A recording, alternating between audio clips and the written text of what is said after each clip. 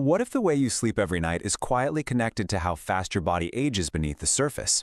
We all know that too little sleep may be harmful, but recently researchers found something super surprising. Too much sleep was associated with less favorable biological aging measures too.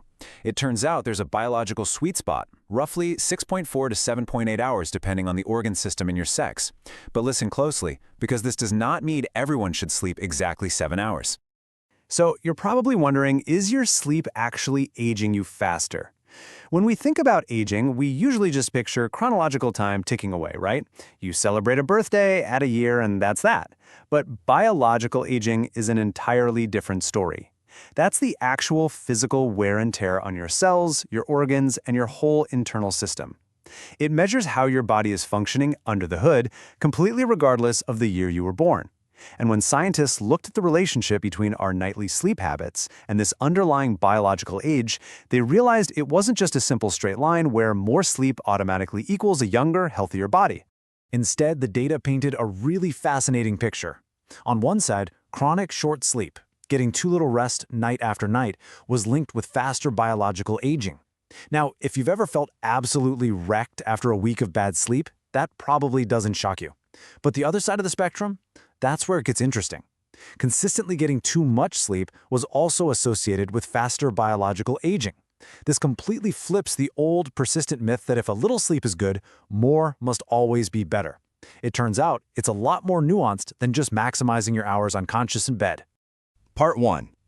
The biological sleep sweet spot.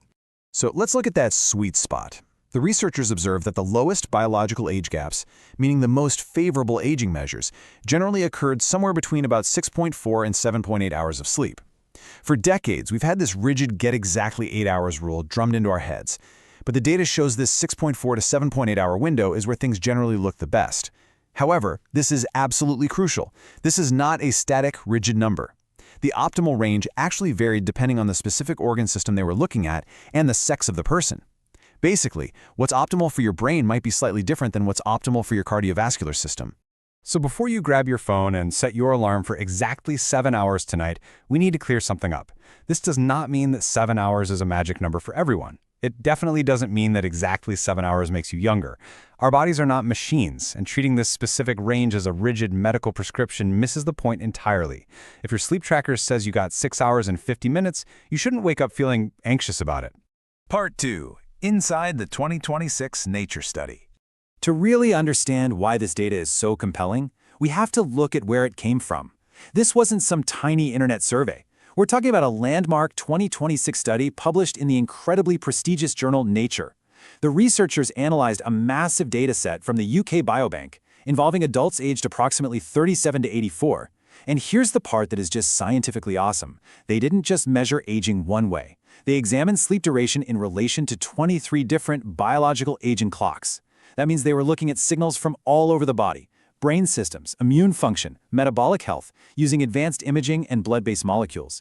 It was a remarkably comprehensive look at human biology. Part 3. The U-shaped aging curve.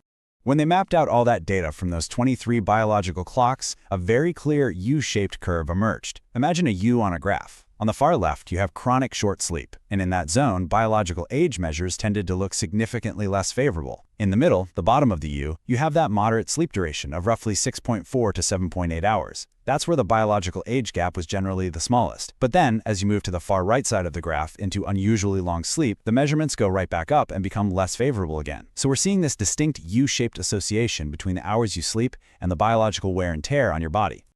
But remember, the very bottom of that U-curve, that absolute lowest point, is a moving target. It ranged anywhere from 6.4 up to 7.8 hours, because it varied significantly by organ system and by sex. Think about it. Human beings simply don't roll off an assembly line. We are incredibly complex, dynamic organisms. Your individual sleep needs are going to naturally vary based on your genetics, your daily physical output, and your environment. Expecting a single one-size-fits-all sleep number for the entire human race is just fundamentally flawed. Plus, there is a big piece of the puzzle we haven't talked about yet. The sleep duration in this study was self-reported. And that reminds us that the sheer amount of time you spend lying in bed isn't the only thing that matters. Sleep quality and sleep regularity are totally separate concepts from just duration. but they are absolutely critical. If you are spending 9 or 10 hours in bed simply because your sleep quality is terrible, or you have an untreated issue like sleep apnea, just setting an alarm to sleep less isn't going to fix anything. Duration is just one single clue in a much, much larger health picture. Part 4, association is not causation. Now we need to put on our critical thinking hats for a second, because this is vital. Whenever we look at health data, we have to remember that association is not the same thing as causation. Yes, the findings from this nature study suggest a powerful relationship between sleep duration and biological aging measures. But, and this is a huge but, the study cannot prove cause and effect. It doesn't prove that sleeping 5 hours directly causes your biological clock to speed up, and it definitely does not prove that sleeping 9 hours causes aging. What we have to watch out for is something scientists call reverse causality. Basically, an underlying health condition could easily be affecting both your sleep patterns and your biological aging at the exact same time. Chronic pain, heavy inflammation, or metabolic issues might be the real reason a person is sleeping excessively long hours and also showing a higher biological age. The health problem is changing the sleep, not the other way around. This completely debunks those sensational clickbait headlines that say you have to sleep exactly 7 hours to stop aging. These findings should never be interpreted as a personal medical prescription. Part 5, practical advice for better sleep. So, how do we actually use all this UK Biobank data in our everyday lives? Honestly, the best takeaway is incredibly practical. Stop obsessing over hitting a magical number, and definitely stop letting your wearable tracker ruin your morning mood. Instead, pay attention to whether your sleep is consistently restorative and actually fits your life. A great place to start is just asking yourself one simple, subjective question. Do you wake up feeling reasonably refreshed most days of the week? Let's get a little more specific with a quick self-check. Are you basically hooked up to a caffeine IV drip by 2 p.m. just to survive the afternoon?